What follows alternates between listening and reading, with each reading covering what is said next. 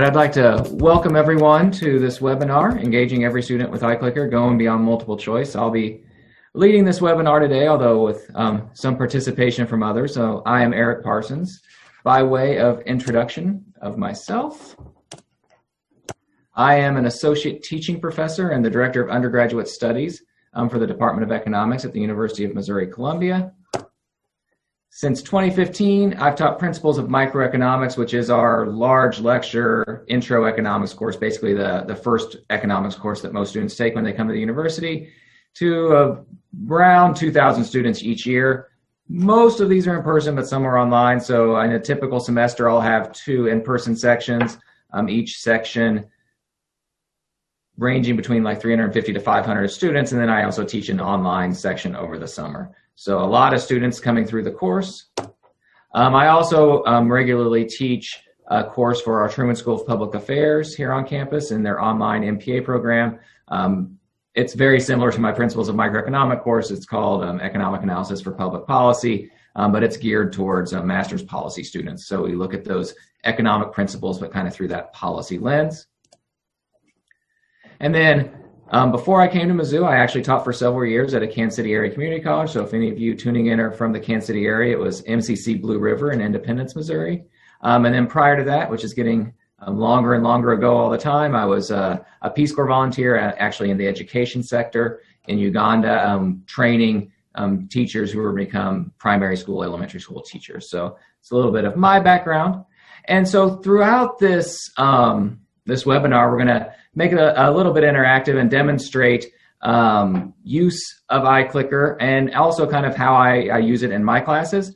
And one way I use it in my large lecture classes is for introductions. You know, in a large lecture class, we obviously can't go around student by student asking them to introduce themselves, but there are ways that you can use iClicker to kind of throw in some questions that let you get a feel for the overall class. So what I normally ask several questions. I'm just going to do one here for sake of example.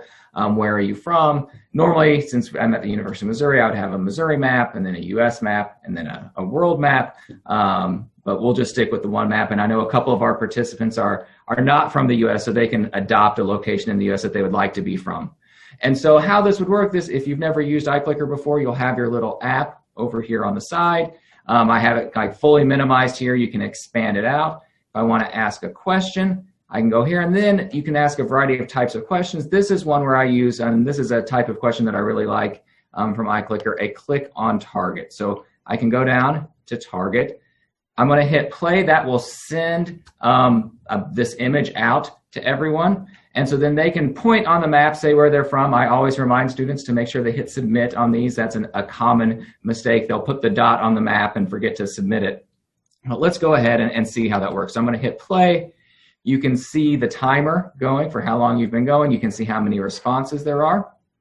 So right now we're at 0. Well, we got our first response. So we'll wait here just a little bit.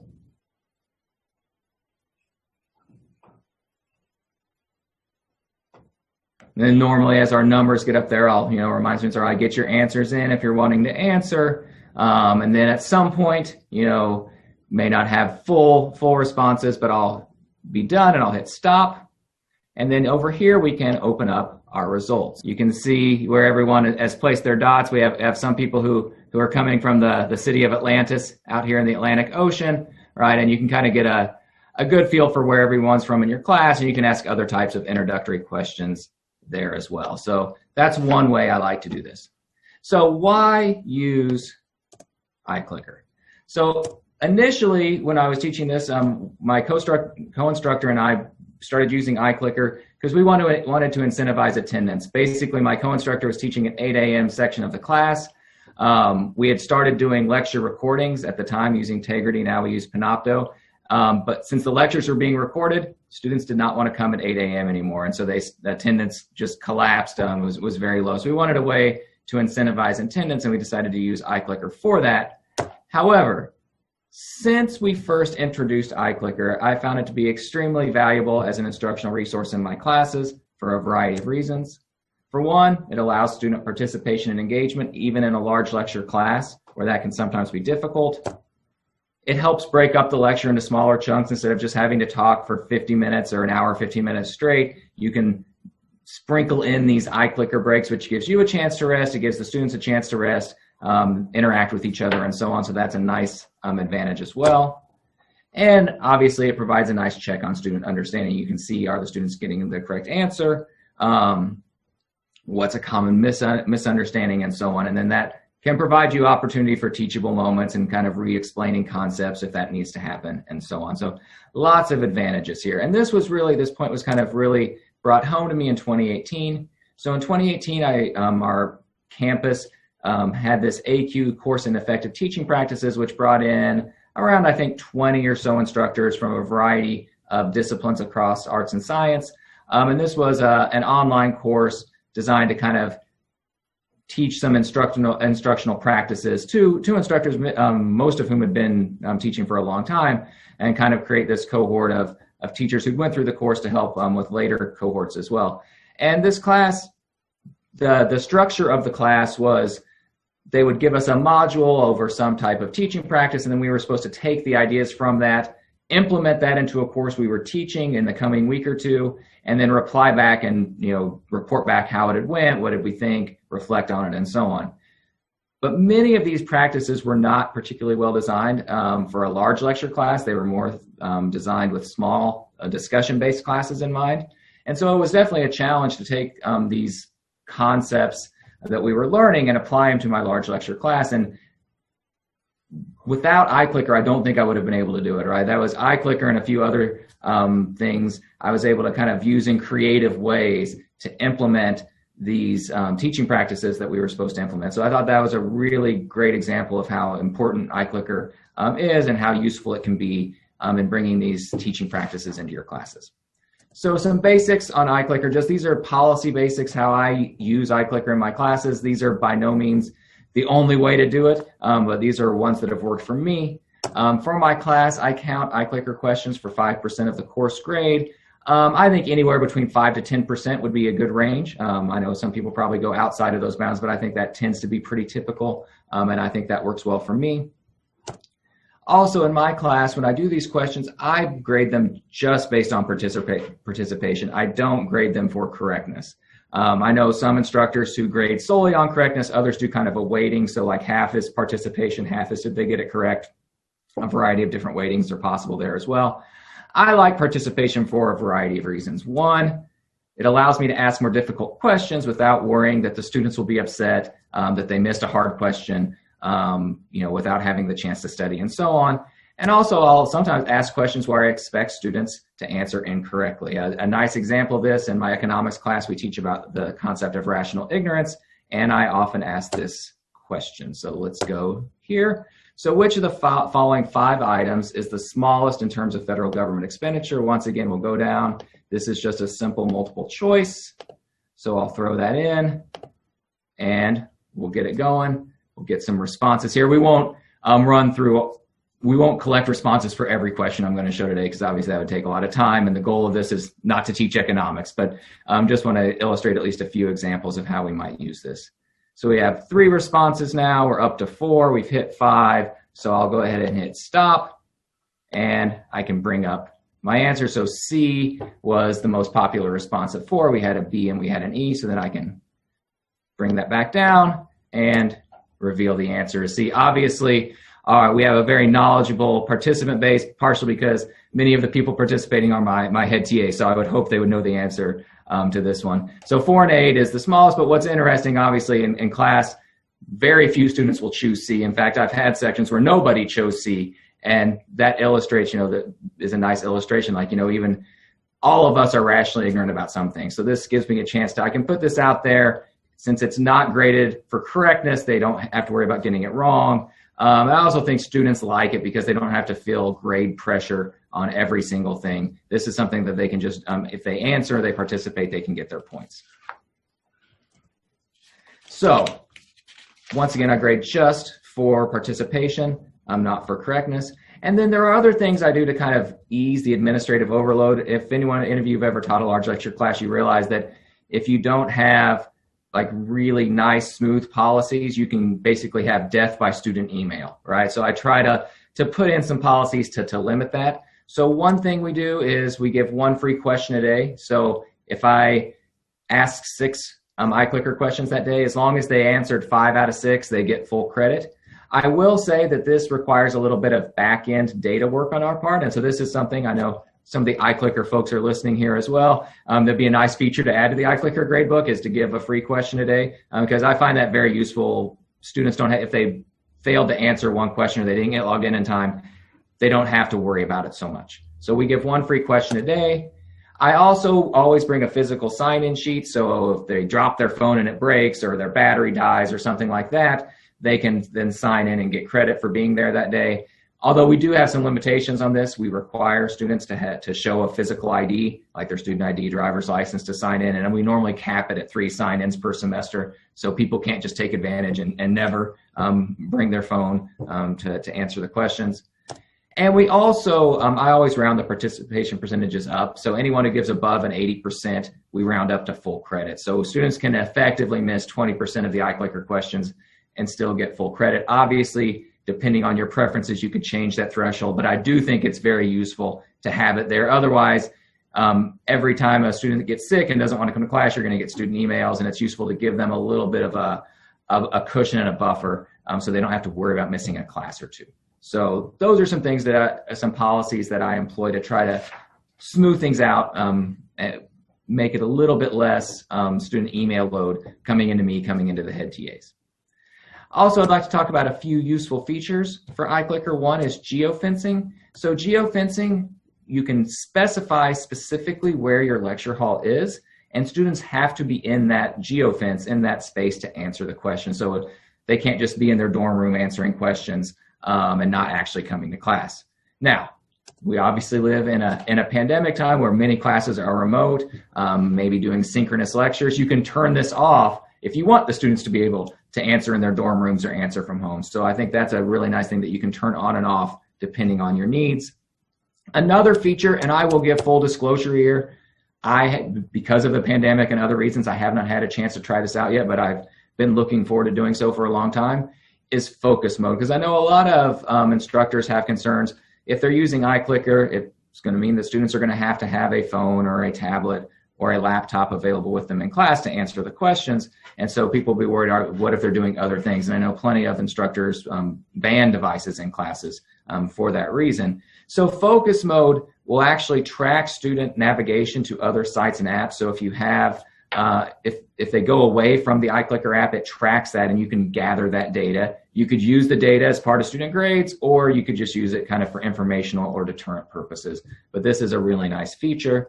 And another thing that I like, especially the Macmillan textbooks have this, are pre-made iClicker slides. So many textbooks will have these available that you can just take and put into your presentation, so you don't have to be coming up with all the questions yourself. So as an example, we have this one. And this one I will run as well because I want to illustrate a point here. So we have this question. I'm going to once again bring it up as multiple choice.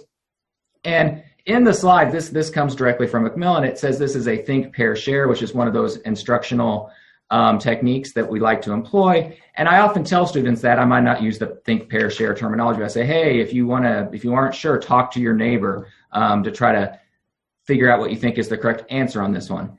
And one thing you can do, especially with those think, pair, share problems, is you can actually show the results before you stop the poll. So this is something I like to do sometimes, especially a question like this where I want them to discuss, is I'll pop open the results before I've shut off the poll. And notice now students can start changing their answers, right? So if there's a popular answer, you'll see the columns shift in that way and they can bounce all around, right? So that's a really neat way to kind of get discussion going, is to let them be able to change their answers and discuss with their neighbors about how is this the right answer, why am I wrong, and so on. So that's a nice little feature that I like to use with these questions. And so if you're curious what the right answer is on that one, it's B, right? If you're paying them by the hour, they're going to find a way to lengthen that out. So that's just kind of some basics on iClicker. The main focus I want to talk about is kind of my subtitle here, going beyond multiple choice. And what I mean by that is not necessarily literally going beyond multiple choice and using other types of questions, although I certainly recommend that. And in fact, those Macmillan slides have lots of things beyond multiple choice. They have lots of click on targets and other types of questions as well.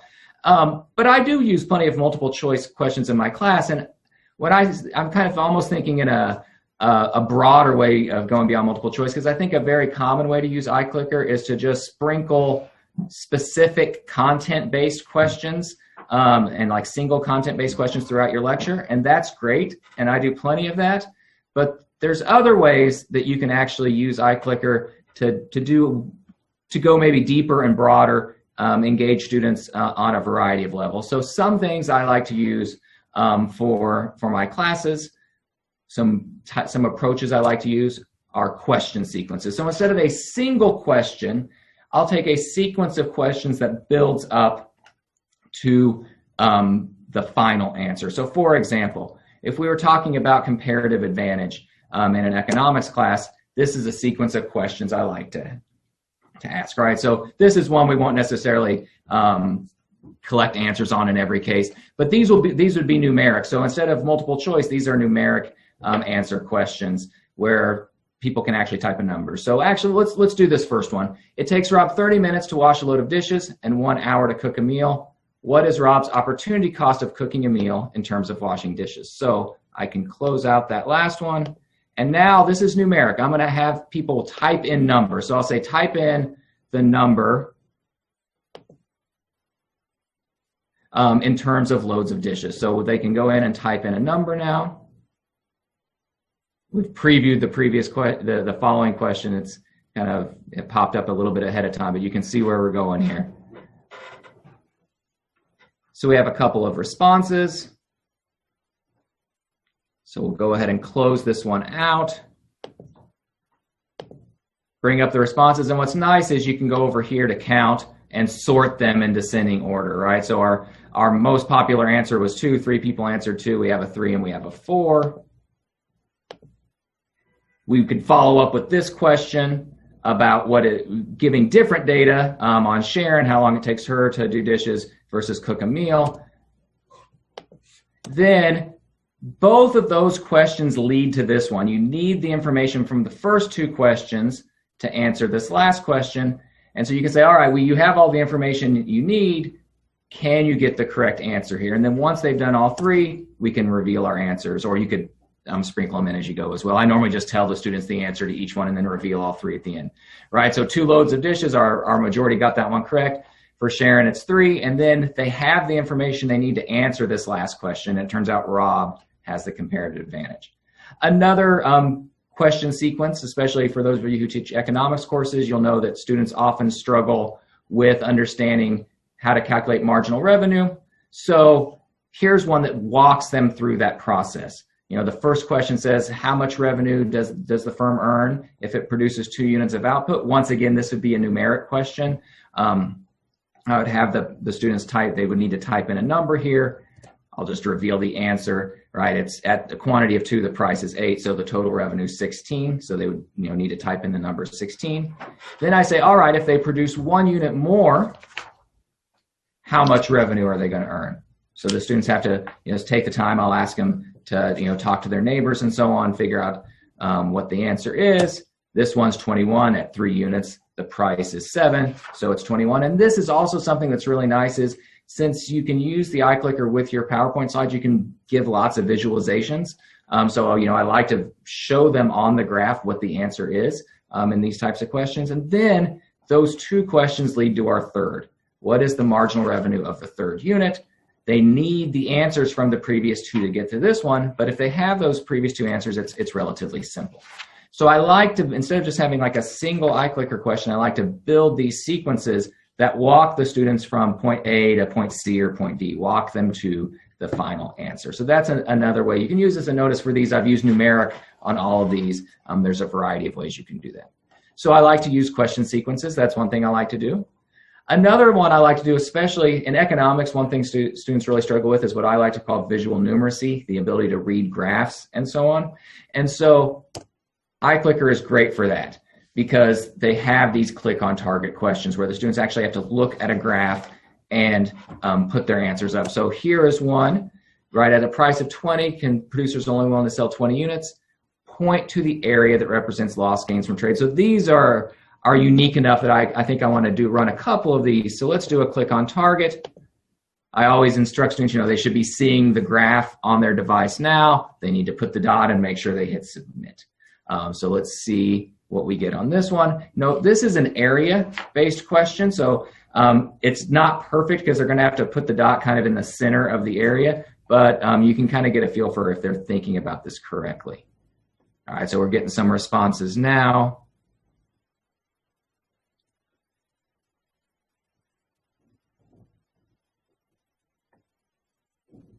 So I think we'll call this one and just bring up the picture, see what that looks like.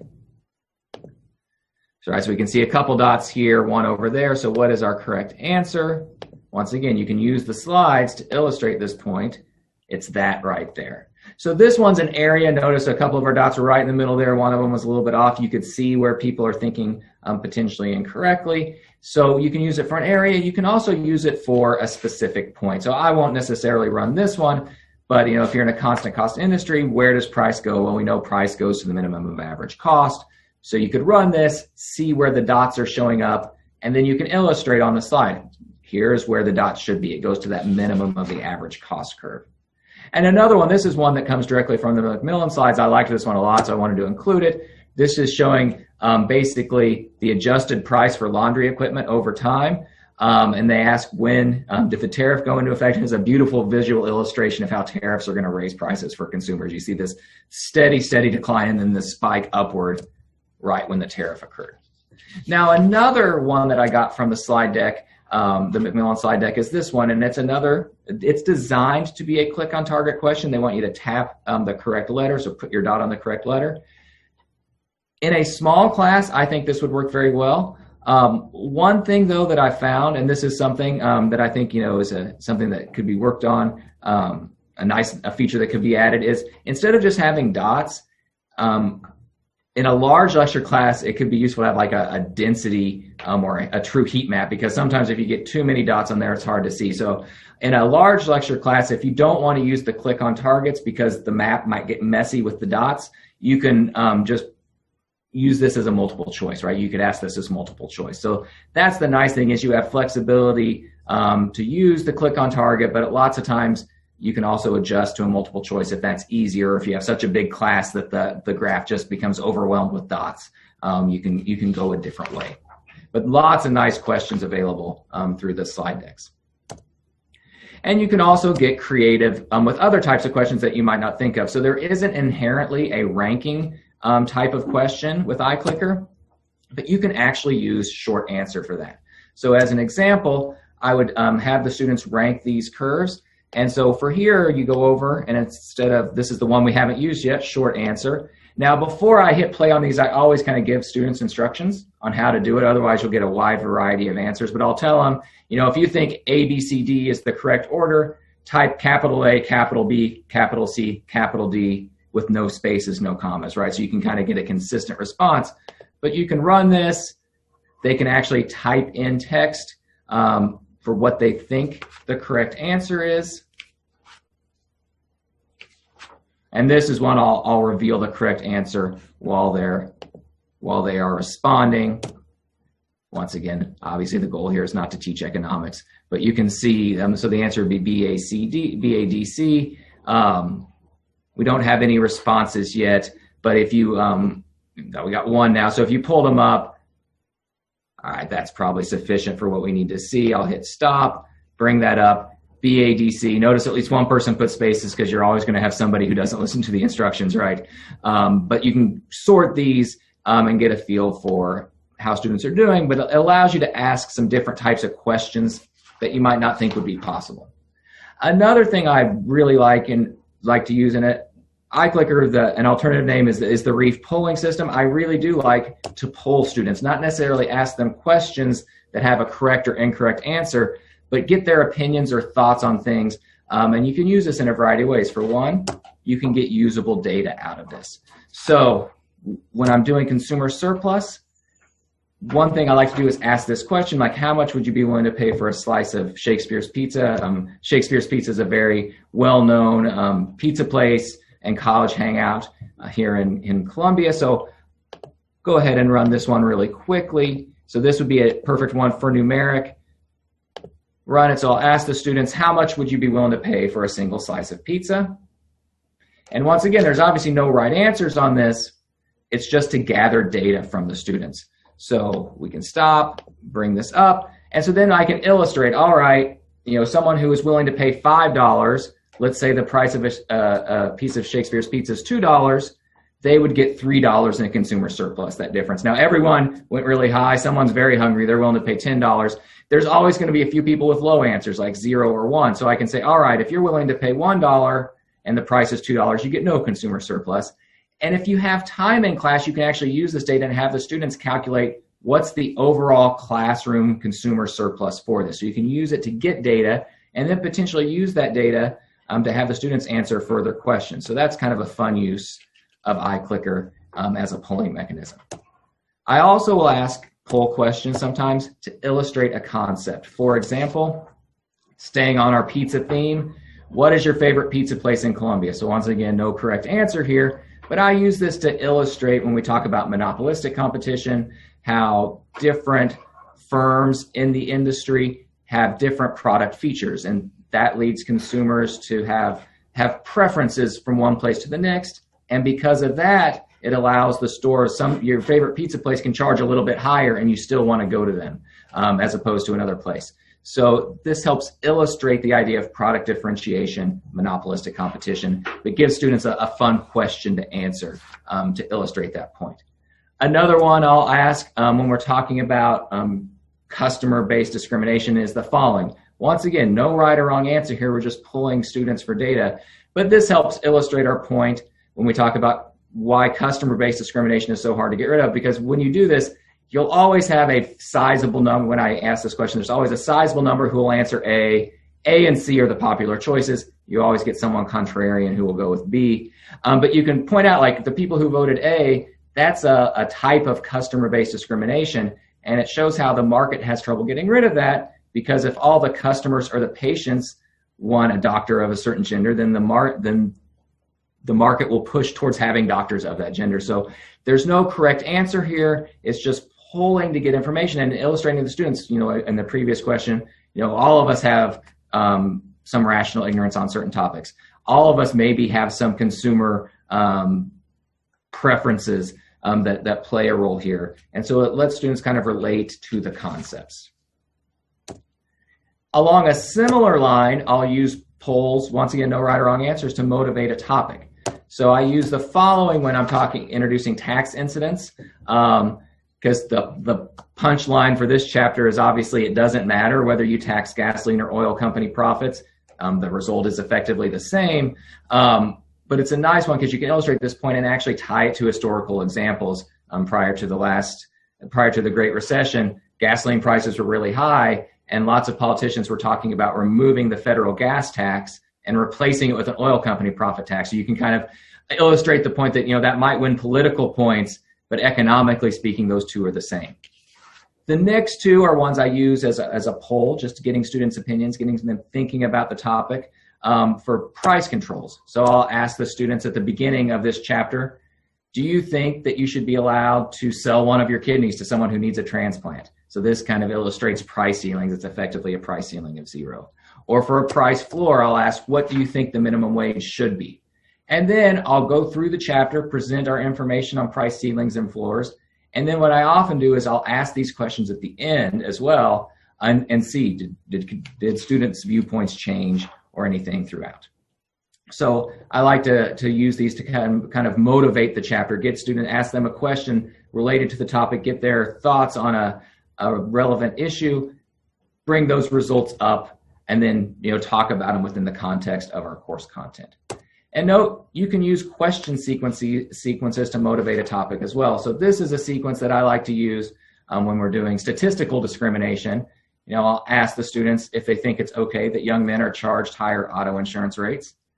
Then I'll ask if they think it's okay for overweight people to be charged higher health insurance rates, or if it's okay for people with genetic markers for cancer to be charged higher health insurance rates. Once again, there's no right or wrong answers on these. These are just polls, but it's a really nice illustration because you'll get very different opinions from the students on each of these. You'll see the yes and no percentages swing pretty wildly. And so that really helps illustrate a lot of points. One, it lets you talk about, if we take a step back from the context, the statistics of all of these are the same.